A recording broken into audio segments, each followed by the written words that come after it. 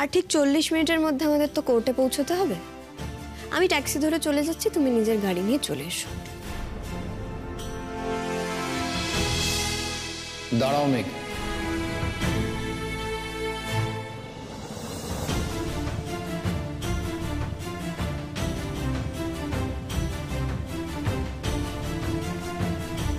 আমি যদি ডিভোর্সের কেসটা নিয়ে না এগোই, আমি যদি উইথড্র করে নিই,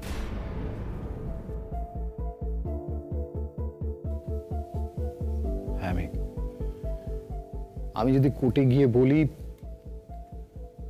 যে আমি তোমাকে ডিভোর্স করতে চাই না, মেঘ আমি তোমাকে ডিভোর্স করতে চাই না, আমি তোমার সঙ্গে আমার গোটা জীবনটা কাটাতে চাই। তো মেঘ, যা যা ঘটে গেছে সেই সবটা ভুলে আমি তোমার সঙ্গে থাকতে চাই। মেঘ, আমি আমার লয়ারের সঙ্গে কথা বলে নিচ্ছি, কোনো অসুবিধা হবে না। ফ্যামিলি কোর্ট এমনিতেও একসঙ্গে থাকার চেষ্টা করার কথা বলে, আমি সেটাই বলছি মেঘ।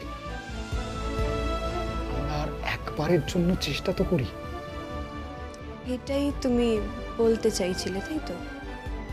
তার জন্য এতক্ষণ ধরে আমার দেরি করালে। মেঘ, মেঘ, আমরা নিজেদেরকে আর একটা সুযোগ দিই। তুমি তাহলে আজ কোর্টে যাবে না, সেটাই ফাইনাল, তাই তো? তুমিও যাবে না? এখনো আমার হয়ে ডিসিশন নিচ্ছ? তোমার দুঃসাহস দেখে আমি একেবারে অবাক হয়ে যাচ্ছি নীল। বেশ, তুমি যদি আমাকে মিউচুয়ালি ডিভোর্স না দিতে চাও, আমি কেস করতে বাধ্য।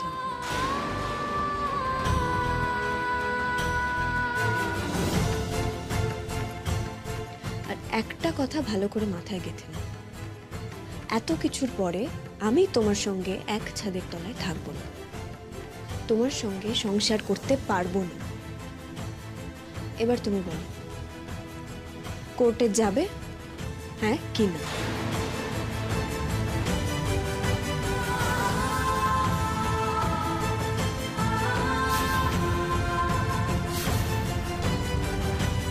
কি হলো নীল, জবাব দাও। আমি তো একটা জবাব চাইছি তোমার কাছ থেকে, চুপ করে আছো কেন? মেঘ, মেঘ শোনো মেঘ, আমি জানি তুমি আমার উপর খুব রেগে আছো, কিন্তু একটা কথা আমি তোমাকে না বলে পারছি না মেঘ। দেখো, তোমরা সবেমাত্র তোমাদের জীবন শুরু করেছো, 1টা বছর মাত্র হয়েছে, সামনে তোমাদের লম্বা জীবন, তোমরা দুজন একসাথে মিলিতভাবে সেই জীবন কাটাবে। এখন অন্য কারোর কারণে তোমরা তোমাদের সেই জীবনটাকে নষ্ট করে দিও না। তাই জন্য আমি তোমাকে অনুরোধ করছি, তুমি প্লিজ প্লিজ আরেকটিবার একটু ভেবে দেখো, নিজেকে একটু সময় দাও, তুমি নিজে একটু সময় নাও। দেখো, সব কিছু ভেঙে ফেলতে তো কোনো সময় লাগে না, কিন্তু গড়তে অনেক সময় লাগে। নিজেদের সম্পর্কটাকে বাঁচিয়ে রাখতে অনেক ধৈর্য লাগে মেঘ। কে জানে এই কথাগুলো হঠাৎ করে আপনাদের এই শেষ কদিনে কেন মনে হচ্ছে? মানে আমি তো 1 বছর আগে যে মেঘরাই ছিলাম, এখনো সেই মেঘরাই আছি। হ্যাঁ হ্যাঁ, আমি জানি তুমি একই আছো, কিন্তু আমাদের তোমাকে চিনতে। Please doctor Ganguly, please. আমি এত সময় নষ্ট করে না বোঝার মতন কিছু কথা কিন্তু বলিনি, তাই এসব কথা আমাদের না বলাই শ্রেয়।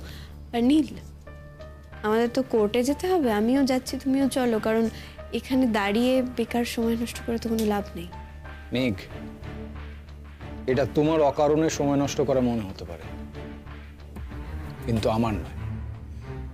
এটা আমার জীবন মরণের প্রশ্ন।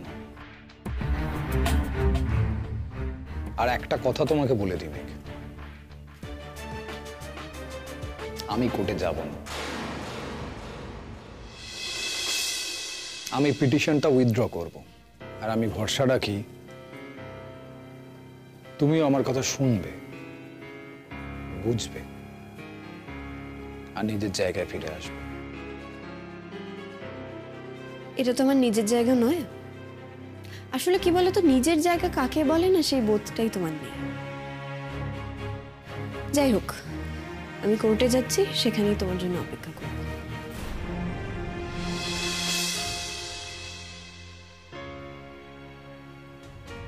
সেই জেদ করে চলে গেলে তো? এই এত কিছু বলার পরেও, এত কিছু হওয়ার পরেও চলে গেলে তো? তোমার এত অহংকার, আমাদেরকে এত কিছু বলে গেলে।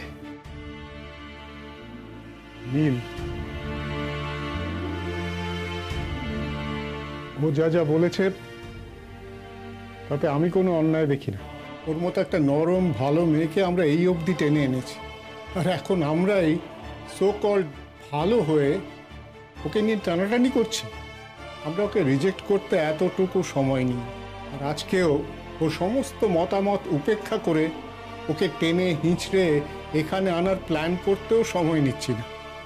সবটা বুঝলাম বাবা, কিন্তু মেঘ যে ব্যবহারটা করে গেল সেটা কিন্তু অন্যায়।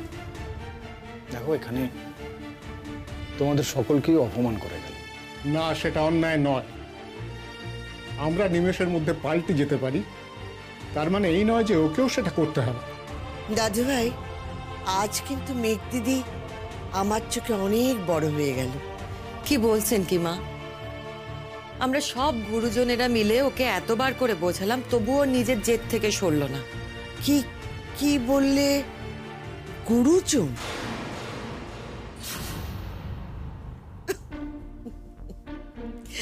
সত্যি ছোট বৌমা, আজ তোমাদের কথা শুনে আমার হাসিই পাচ্ছে। গত একটা বছর ধরে তোমরা গুরুজনেরা কি করেছো ওর সঙ্গে? তোমরাও শত্রু হয়েছিল, ক্ষতি চেয়ে গেছো সকলে মিলে প্রতিটা মুহূর্তে। এক বছরে জমানো পাপ তোমাদের এই একটা বরণডালার ছোঁয়ায় সেটা কেটে যাবে ভেবেছো? না ছোট বৌমা, তোমাদের বরণডালায় এত ক্ষমতা নেই যে একটা মেয়ের এত অপমান সেটা মুছে দিতে পারবি। আমার মনে হয় এই মুহূর্তে উঠে গিয়ে সইটা করে নি, সব শেষ হয়ে যাক, সেটাই বোধহয় ভালো হবে। অনেক হয়েছে, এইবারের প্রত্যেকেই অনেক অপমানিত হয়েছে। আর না। না না দাদা ভাই, না, প্লিজ করিস না এটা। একবার সবকিছু শেষ হয়ে গেলে তারপর। ঠিকই বলেছিস, সইটা আমি করব না। মেয়ে গোটাই চাইছে তো, এই আমাদের সকলের এত অনুরোধ শুনল না তো। ঠিক আছে, কোর্টে গিয়ে সইটা আমি করব না। মেঘকে মিউচুয়াল ডিভোর্স আমি দেব না। মেঘরা, এবার তোমার যা ইচ্ছে করো।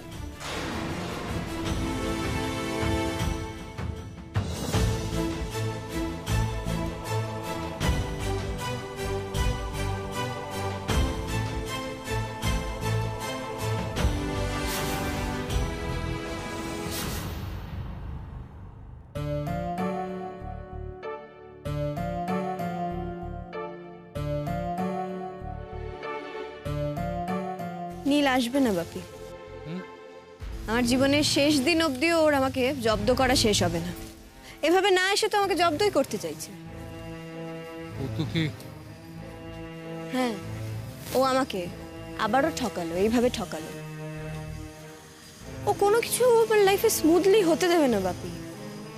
আর তুমি দেখে নিও, এত সহজে আমার জীবন থেকে যাবেও না, আরো অনেক অশান্তি করবে আমি জানি।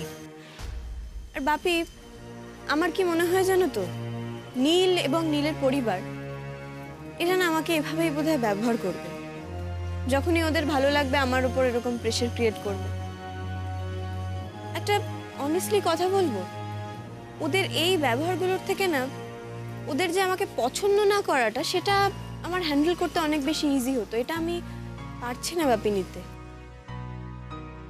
বাপি, ওদের ওই হিপোক্রেট মুখগুলো দেখলে আমার এত রাগ হয় না, তোমাকে কি বলবো। আমি একেবারে রাগে ভেতরে ভেতরে কাঁপছিলাম।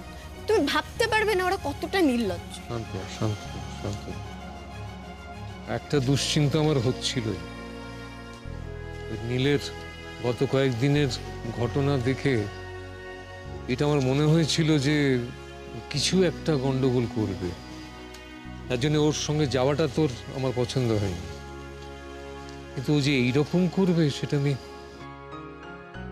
বাপি এখন কি হবে, কি করব বলো তো? আমি কি সারা জীবনে এরকম একটা অদ্ভুত লাইফ লিড করব? একদমই নয়। তুই একটা সুস্থ স্বাভাবিক লাইফ লিড করবি।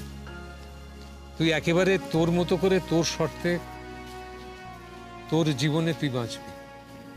প্রফেসর কি মেঘ, আপনারা এখানে কেন? আপনার তো টাইম হয়ে গেছে, জজ সাহেব এক্ষুনি ডাকবেন। হ্যাঁ, আর অন্য পার্টি কোথায়? ভেতরে নাকি? আসবে না মিস্টার চ্যাটার্জি, নীল বলেছে ও আসবে না। হোয়াট? এটা কি ছেলে খেলা হচ্ছে নাকি? কোর্টে একটা পিটিশন জমা দেওয়া হলো ডিভোর্সে, তাতে দুজন প্রাপ্তবয়স্ক মানুষ কনসেন্ট দিল, এখন একজন বলছে আসবেন না। হ্যাঁ, হোয়াট ইজ দিস? মানে বক্তব্যটা কি ওনার? ওনার বক্তব্য হলো উনি এখন ডিভোর্স চান না, উনি এই পিটিশনটা উইথড্র করবেন। ওনার কি মাথা খারাপ হয়েছে নাকি? একবার পিটিশন জমা দেবেন, একবার পিটিশন উইথড্র করার কথা বলছেন, এরকম আবার হয় নাকি? যাকে আপনি কি চান? আমি চাই না উইথড্র করতে। দেখুন, সবটা ভেবে তারপরে ঠান্ডা মাথায় যা বলার সেটা বলবেন। আমি সব দিক থেকে ভেবেই বলছি, আমি উইথড্রল চাই না। আর আমি যে করেই হোক এসব থেকে মুক্তি পেতে চাই মিস্টার চ্যাটার্জি। ওই ফ্যামিলির থেকে, ওই বাড়ির প্রত্যেকটা লোকের থেকে আমি মুক্তি চাই। ওয়েল, আমি ভেতরে গিয়ে কথা বলে দেখছি। তবে কি জানেন তো, মানে আমি তো অফিসিয়ালি বলতে পারি না যে নীল কেন আসেননি। আমি বড় ওদের উকিলের সাথে একটা কথা বলে অন্য একটা ডেট নিতে পারি। তবে ডেটটা কিন্তু দেরিতে হবে, মানে কোর্টের ছুটি পড়ছে তো পুজোর ছুটি ওভার হবে, কোর্ট খুলবে তারপর। মিস্টার চ্যাটার্জি, ও যদি মিউচুয়ালি ডিভোর্স না দেয় আমি তবে কেস করব। দেখুন, সেটা আমরা করতেই পারি, তবে সেটা কিন্তু খুব লং টার্ম প্রসেস হবে। 8 বছর 10 বছর দেখেছি তো, তারপরে নানা রকম কাদা চড়াচড়ি, নানা রকম বিরক্তিকর পরিবেশ। যা হয় হোক, আমি সেটাই করব। আর তাছাড়া ওই যন্ত্রণা নিশ্চয়ই আমার ও বাড়িতে কাটানো 1 বছরের যন্ত্রণার থেকে বেশি কিছু না। আমি কেসটা লড়বো মিস্টার চ্যাটার্জি। দেখি জলটা কত দূর কি গড়ায়।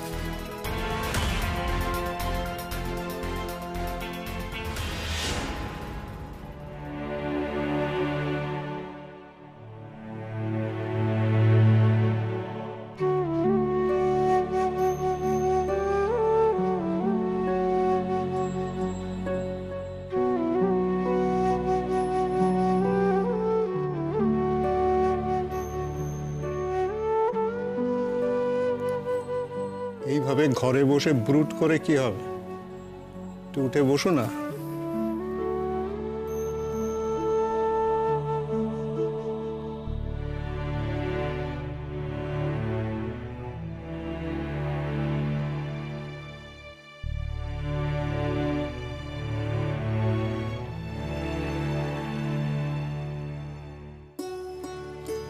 ভাল লাগছে না আমার ত্রিদীপ, আমার কিচ্ছু ভাল লাগছে না। আমাকে তোমরা একটু আমার মতন ছেড়ে দাও। আমি যেটা বলছি সেটা একটু শোনো না, কফিটা খাও না।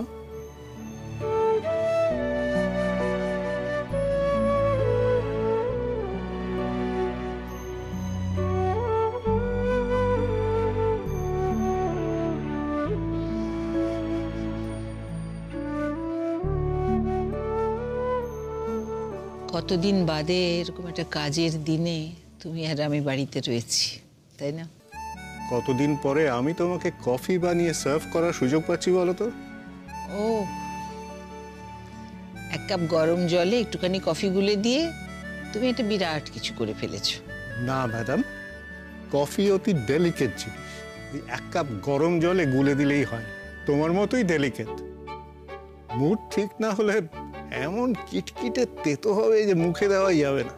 আমার মুড ঠিক থাকলে অন্যের মুড ঠিক করে দেবে।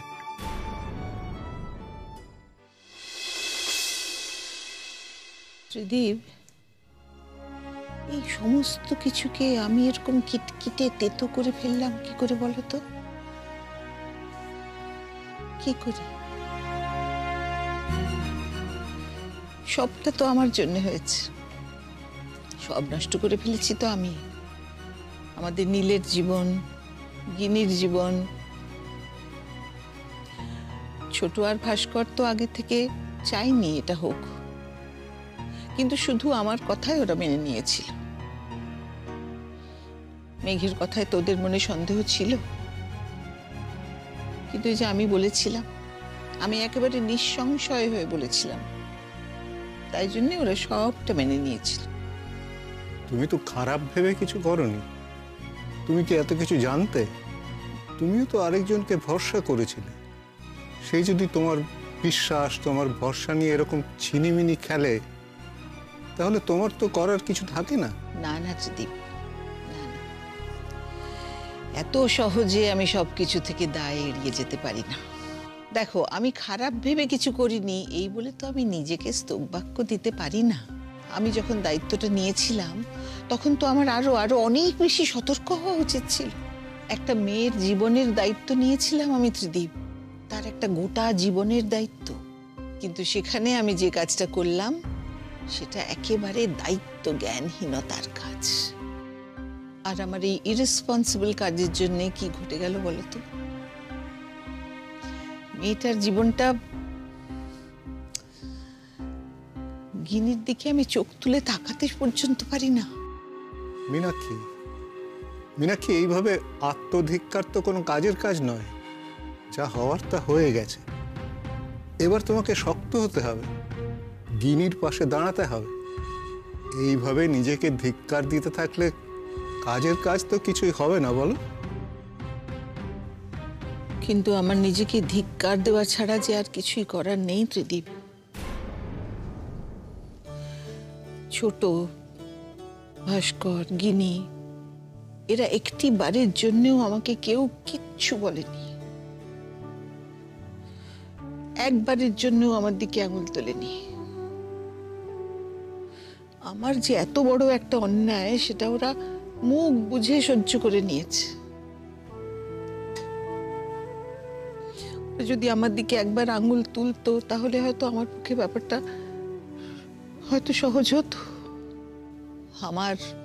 আমার অতিরিক্ত আত্মবিশ্বাসের ফলে এটা ঘটল। না না না, আত্মবিশ্বাস নয়, আত্ম অহমিকা। মীনাক্ষী গাঙ্গুলির কোনো কিছুতে ভুল হতে পারে না, মানুষ চিনতে তার ভুল হয় না। সারাটা জীবন এই বিশ্বাসে থেকে তার কোথায় ভুল হলো না নিজের সন্তানের কাছে এসে। তুমি আমাকে অনেকবার বলেছো ত্রিদীপ, অনেকবার বলেছো আমি ভুল করছি, বলেছো আমার ভাবা দরকার। তুমি বলেছো গো স্লো মীনাক্ষী, গো স্লো। তুমি আমাকে বলেছো ত্রিদীপ যে মেঘের কথা অবিশ্বাস করো না, মেঘের কথায় গুরুত্ব দিতে। কিন্তু কেন বলো তো আমি একবারও মেঘের কথায় গুরুত্ব দিলাম না, ওকে বিশ্বাস করলাম না? আমি একবারও তোমার কথা শুনলাম না, কেন বলো তো? ত্রিদীপ, তুমি আমাকে আরেকটু জোর করলে পারতে তোমার কথা শোনার জন্য, আরেকটু জোর করলে পারতে বোধহয়। আমি কি কোনোদিন তোমার উপর জোর খাটিয়েছি মীনাক্ষী? আমি তো কোনোদিন তোমাকে কোনো কিছু করতে বাধ্য করিনি। ময়ূরী কেমন মেয়ে সেটা আমি বুঝতে পেরেছিলাম, কিন্তু তুমি ওকে এতটাই ভালোবাসতে যে। ওইটাই তো কাল হলো, ওই মেয়েটা তো ওইটারই সুযোগ নিল। আমার সন্তানের বয়সী একটা মেয়ে দিনের পর দিন এসে আমাকে বোকা বানিয়ে গেল। এখন আমি বুঝছি যে ও কেন বলেছিল যে ও এই বাড়িতে এসে ও বোনের সংসার গুছিয়ে দেবে, আর তলে তলে ও নিজের বোনের সর্বনাশ করে গেছে। আর কোন বোন? যে বোন নিজের রক্ত দিয়ে ওর জীবন বাঁচিয়ে গেছে চিরকাল এবং এখনো বাঁচাচ্ছে, তার সর্বনাশ করতে তোর এতটুকু বাদলো না? মেঘ কি অসহায় ভাবে আমার কাছে এসেছিল রূপ সম্পর্কে আমাকে বোঝাতে, অথচ তার পরিবর্তে ও কি পেয়েছে? শুধু অপমান। যদি আমি না কোনোদিন এসব বিশ্বাস করি না জানো, কিন্তু কিন্তু আজ আমার মনে হচ্ছে আমি ওই মেয়েটার প্রতি এত অন্যায় করলাম বলেই কি আমার মেয়েটা, আমার গিনির জীবনটা এরকম হয়ে গেল। সবটা আমার কারণে, আমার অপরাধে, আমার কর্মফলে ত্রিদীপ, সবটা আমার জন্য।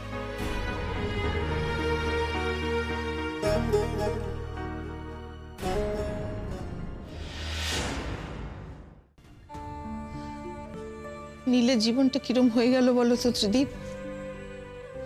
না না না না না ত্রিদীপ, আমি কিছুতেই ওদের জীবনটাকে এরকম ছন্ন ছাড়া এরকম তছনছ হয়ে যাচ্ছে দেখতে পারবো না। আমি কিছুতেই পারবো না। আমাকে ফিরিয়ে আনতেই হবে মেঘকে, যে করে হোক আমার মেঘকে ফিরিয়ে আনতেই হবে। মেঘকে ছাড়া নীলের জীবন সম্পূর্ণ নয়, অসম্পূর্ণ। সেটাকে আমায় সম্পূর্ণ করতে হবে। গিনিকেও তার স্বাভাবিক জীবনে আমায় ফিরিয়ে আনতে হবে। আর এই কোনোটাই তো আমি মেঘকে ছাড়া করতে পারবো না। ত্রিদীপ, আমাকে ওর কাছে যেতে হবে। আমার সমস্ত অহংকার ভুলে আমাকে ওর দরজায় যেতে হবে, বারবার যেতে হবে। যতক্ষণ না আমি ওকে ফিরিয়ে আনতে পারি ততক্ষণ বারবার আমাকে যেতেই হবে ওর কাছে ত্রিদীপ। আমাকে হাল ছাড়লে চলবে না।